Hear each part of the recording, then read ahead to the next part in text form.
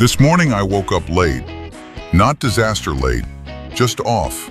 My phone had 4 notifications before I even got to the kitchen. 2 client messages, 1 reschedule, and 1 Slack thread that ended with, "Norman, can you just weigh in on this before we move forward?" No coffee yet, no plan, just back in the mix.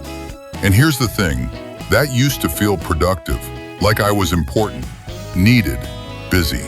Now, it just feels like chaos in a dress shirt. My calendar was already a mess. Half meetings, overlapping blocks, things I scheduled for myself that I knew I'd cancel the second someone else needed something.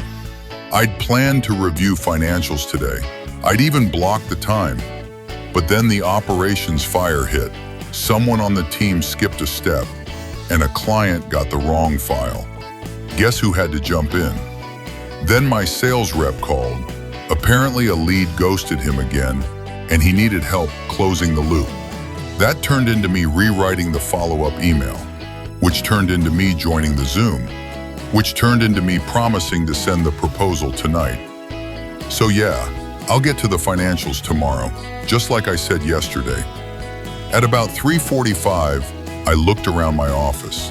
Piles of half-finished tasks, open tabs, open loops, and not one single thing done that only I should have been doing. That's when it hit me. This isn't a bad day. This is the system. And that's the scariest part. The chaos has become normal. Every problem has a patch. Every mess has a workaround. And I've trained myself, and maybe my whole team, to treat chaos like it's just part of the job. But it's not.